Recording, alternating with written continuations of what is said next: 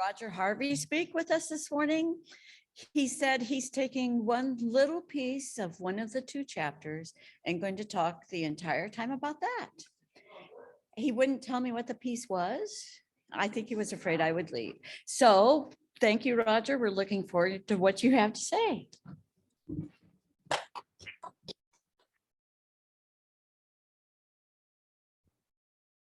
Well, I am very pleased to see that all of you made it today. I was expecting my wife and I to be sitting here with Jeff, wondering where everybody got at. Nobody seemed to brave the cold and came out, so thank you. One of the major focuses of this book that we're studying is connecting with the divine within us. And I'm going to begin and end my talk with doing a little meditation, Jeff. So if you would. Get yourselves comfortable in your chairs. You can put your hands over your hearts. I can't because I can't beat on my chest. But big breath in and out and in and out. And one more time in and out.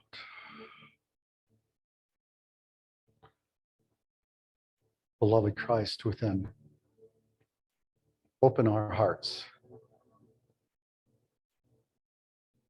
that we may feel your presence with us today. That golden sun presence in our hearts, ever expanding with the love and light of the divine. Filling first this sanctuary, touching each and every one of us, and out into our community, and to the state, to our country, and the world.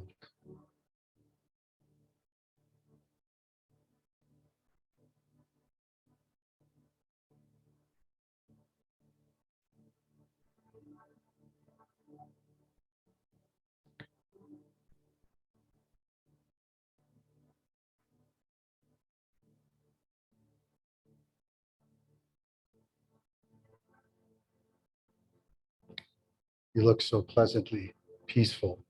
I hate to bring you back. So please come back. Open your eyes and be present here. Knowing that that presence of God, that love is here filling this room now and the world. So the first things I want to make some comments on is the fact that we're doing this book study. And I want to thank the board for those people who are here on the board. I really appreciate you guys taking the chance. And I see that Susan Gum isn't here, and I think she's kind of partly responsible, if not more than responsible, for us doing this. So I've really appreciated it for a couple of reasons. The first one is that as a speaker, you have to come prepared, but you guys had to come prepared too today. So if you didn't read the book, I'm not going to do anything that teachers would do because I'm not passing out a test or anything. So I'm just glad that you had to prepare too, for the most part. And the other thing is that the board took the chance and brought us back together to have a meal together. And that's been really important. The first time we did this 4 weeks ago now, I guess, sitting at my table with my wife and two of the other people at the table, I could hear the conversation around the room. And it was all focused. There was genuine conversation going on, and that was truly wonderful. So to the board and Susan Gum, thank you. Now to this book. This book, Wayne Dyer's Power of Intention. So I would like a show of hands or nods if you agree with the following statement. I had a great deal of difficulty dealing with the word intention in this book. Oh, thank you, thank you, thank you. I was pretty sure I wasn't the only one, but you need to check a little bit. So, but I believe from a unity point of view, that Dr. Dwyer was talking about the power within us, that divine thing that's within us. And the third tenet of this church says, through affirmative prayer and meditation, I make conscious contact with God and bring out the good in my life. And that's all he's talking about. He's talking about making that contact and making it more and more daily, more strongly input, so that we can control our own lives by choice. The other thing that this book does is that at the end of every chapter, there are between 5 and 10 suggestions of things that you can do to make that connection. That too is a very unity thing. Charles and Myrtle Fillmore referred to unity as practical Christianity. And you might call this book The Power of the Divine Within, and 100,000 ways that you might use practical Christianity to bring that to truth. So now those are two of the things that I think are really important for us to realize, that there is a lot of practical information in there. Just like the self-talk thing that what's in this last chapter, the first chapter, I think chapter 7. Just practical things. Don't belittle yourself. Keep your own self-talk different. Keep in mind that you have a purpose in this world, and that should be definitely a part of that. So those are the things that I really wanted to share with you in terms of the nature of the book. Now, there's one little thing that I loved in the book, and that's that idea that within us is this seed. And he uses that analogy of the seed as the place in which this intention is born. And he uses an example of a tomato seed or an apple seed or whatever seed you want to make it. But he tells us that that seed has within it everything it needs to become whatever it is. You can plant seeds in the garden and you can go pray for them and say, dear tomato seed, I really want an apple tree. And you can do that every day. You can do it 24 hours a day, 7 days a week, for as many days as that seed is in the ground and grows up. And I'm sorry, you're going to be very, very disappointed, because you're going to get a tomato. It's not going to be an apple. You can threaten it. If you don't give me an apple, I'm going to burn you down. I'm going to chop you up, whatever. It doesn't matter. That seed knows its place in the universe. That seed is going to do what it said it's going to do. That's, I believe, where he says that that's the real power of the intent of the seed, to use Dr. Dwyer's things. In my reading, I came across two things I want to share with you about seeds. Now, where did I put my glasses? Oh.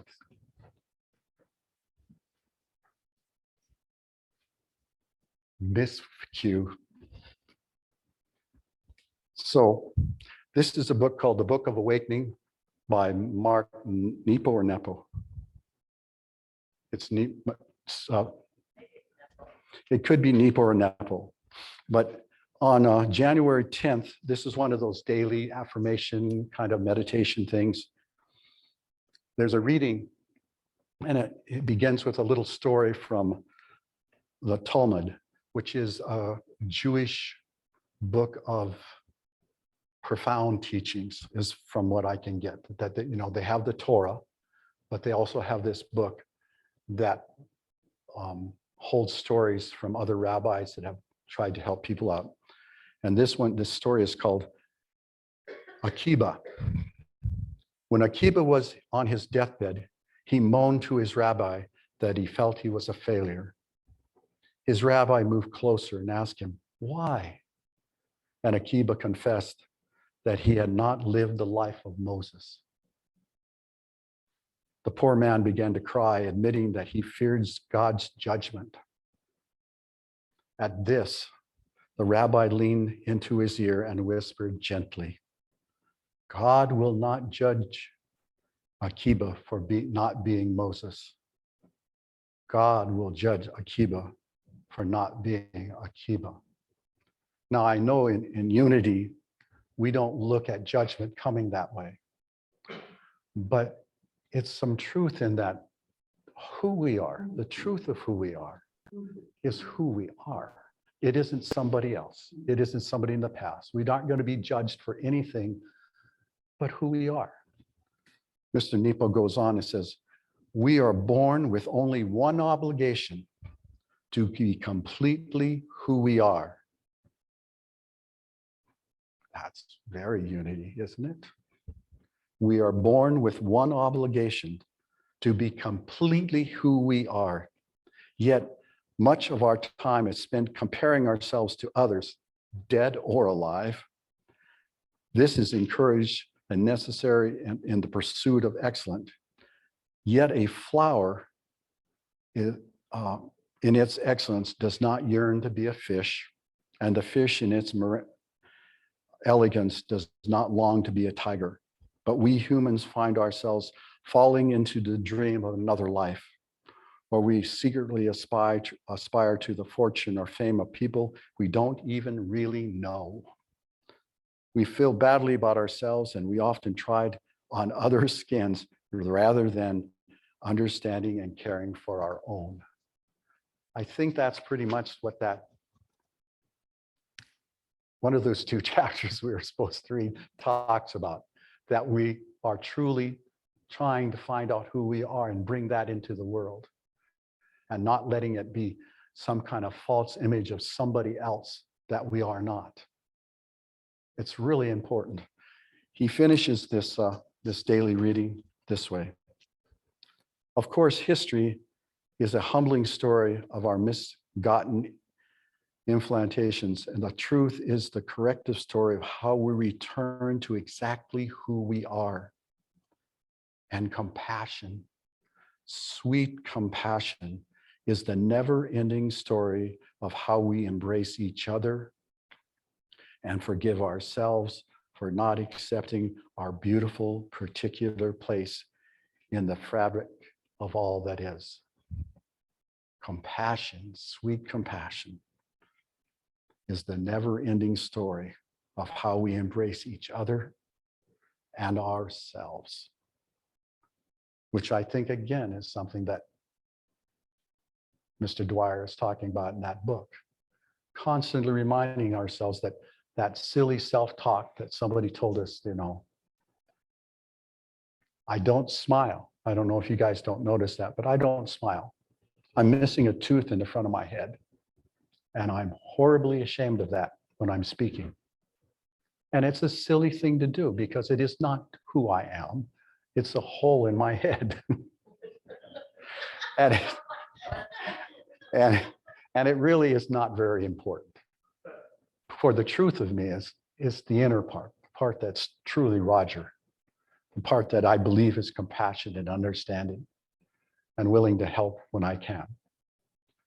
But that whole idea that we are truly born with one obligation, to be truly who we are, it's a challenge.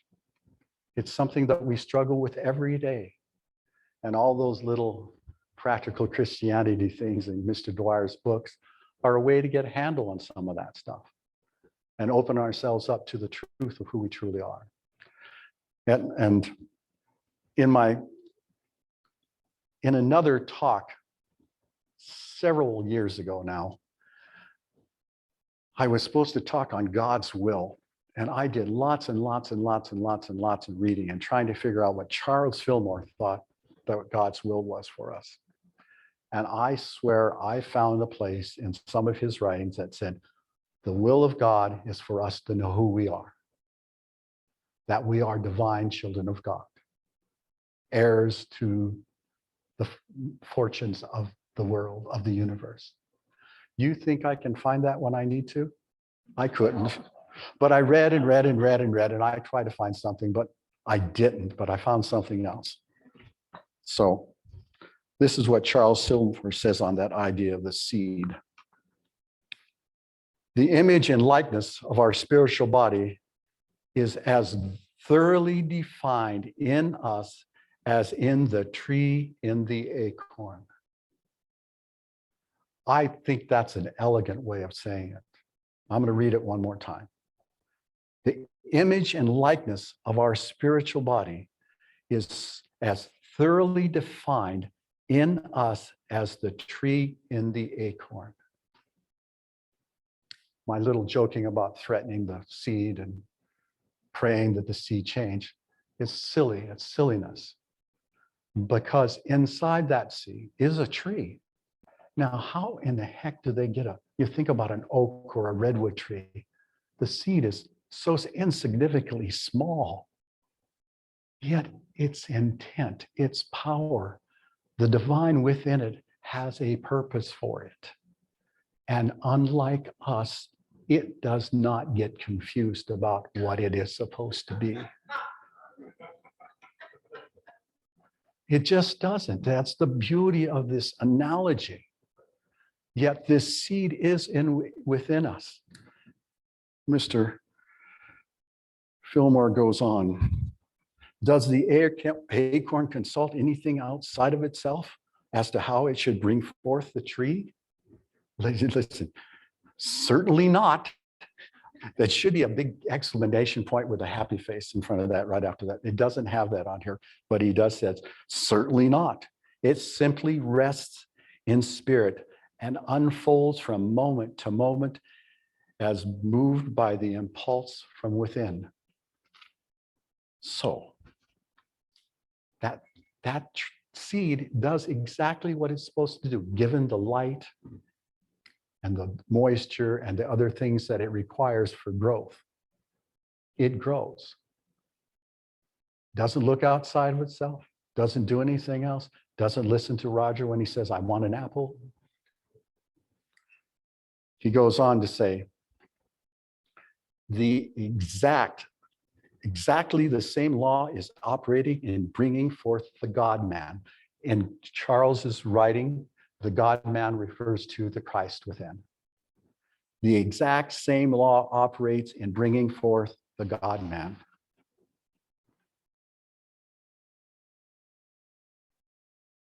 It is as thoroughly defined in us as the tree is in the acorn.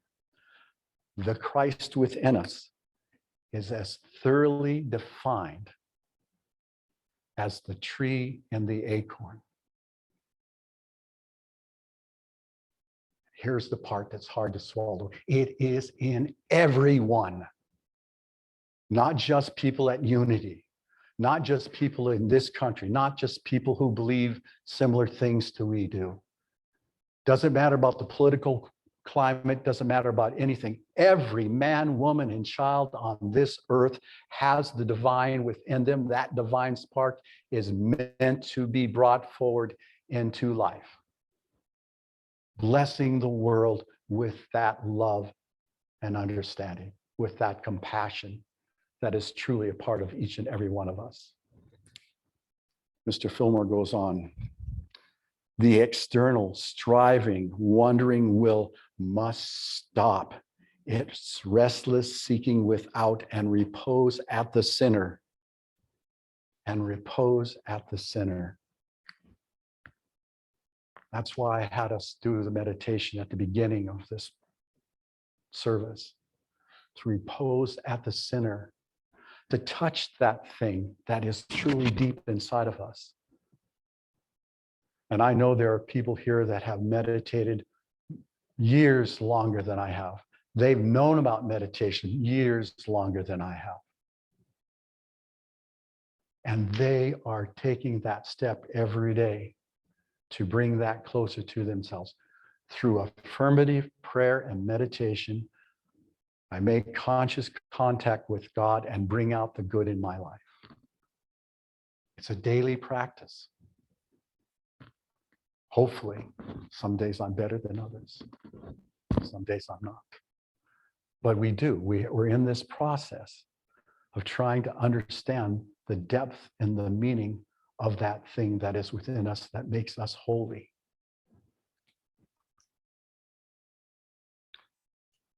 I'm going to go on and skip to the last part of this talk. It is our mission to express all that we can imagine God to be. It is our mission to express, well, I lost my place. Express all that you can imagine God to be. Whatever you think God is, whatever strength, power, understanding, compassion, 144 qualities of love, if you want, that is who we can be. That is our destiny. That is the truth of our being. This wonderful, wonderful gift of the divine within us. Let this be our standard of achievement. Never lower it, nor allow yourself to be little or cry sacrilege. In other words, don't belittle yourself. Doesn't sound like something we came from this book on the last 2 chapters we read. That self-talk about that hole in your head, Rodger. You can attain to everything that you can imagine. If you imagine that it is possible to God, it is possible to you. Whatever possibility your mind conceives, that is for you. Turn the page.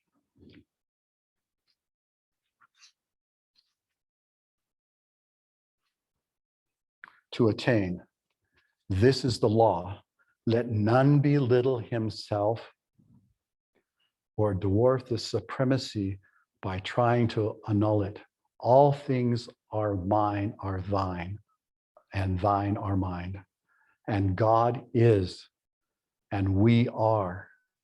Let us live in his world, not a world of tomorrow, not next month, not next year, or next century, but here and now. God's beautiful universe is all about us, only awaiting our acknowledgement of its presence. Let us know God and live with joy and love, health and peace here evermore.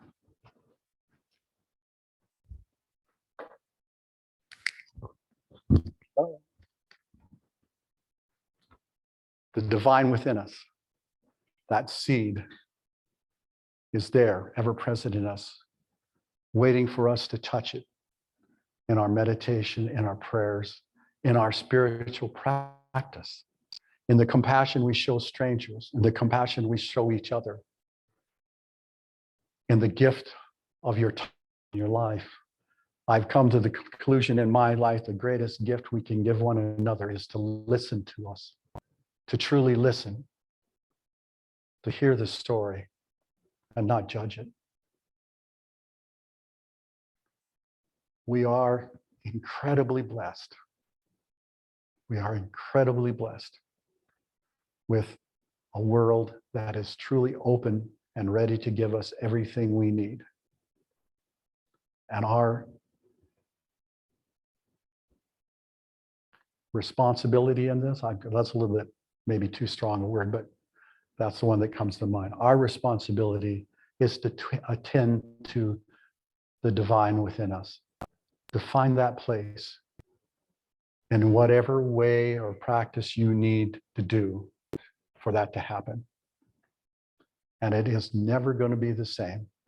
Each one of us is so very different. And at the same time, so much a part of the whole. And without you, without me, the whole is not whole. That's really important. We are all vitally important to this whole process that we're in. We can't live without one another, though it seems like we try very hard to do that. So, as I said at the beginning, We're going to take another moment or two and see if we can't touch that place within us. So if you'd get comfortable in your seats again.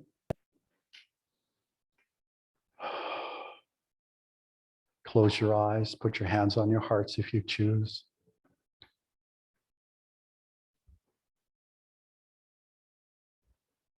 Your only obligation is to be who you truly are.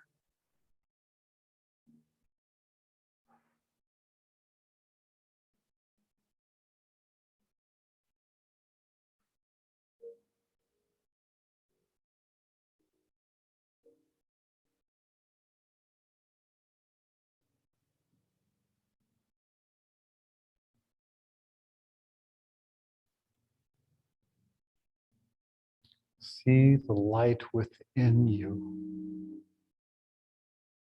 no matter how bright it is. See the light within you.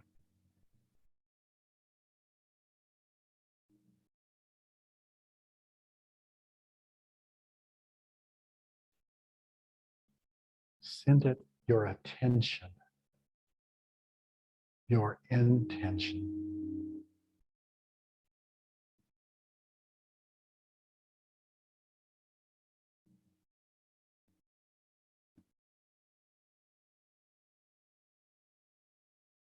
With every loving thought you give it, it grows inside you.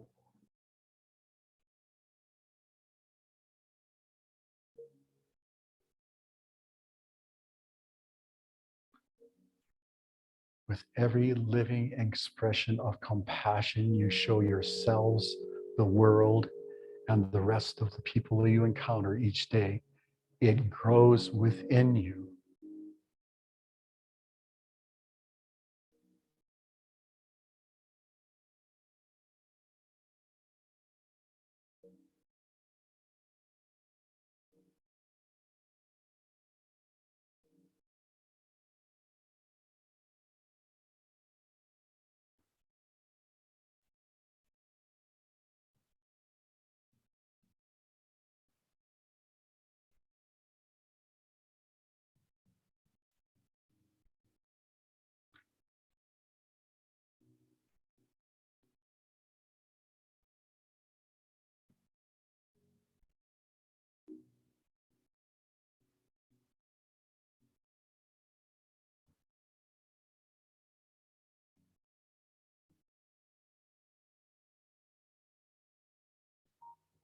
We are the light, the love, and the presence of God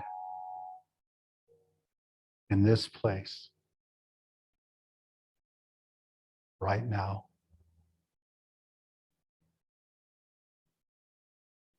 You are the presence of God in this world. And your great gift of love is ever needed in this ever expanding universe.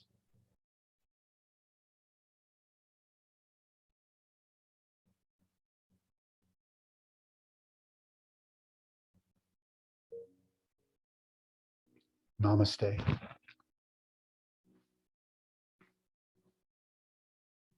I see the light within you, and I am pleased to have you for my friends. I thank you so much for being here today on this very cold day. And we need to finish this service off by saying the prayer for protection.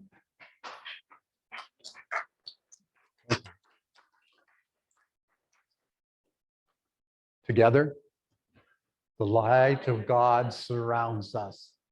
The love of God enfolds us. The power of God protects us. And the presence of God watches over us. Wherever we are, God is, and all is well. So if you'd like to stand and sing the peace song, we can do that together too.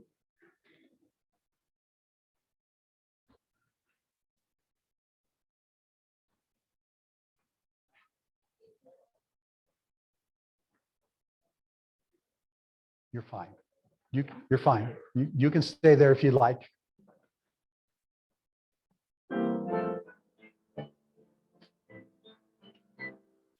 Let there be peace on earth, and let it begin with me.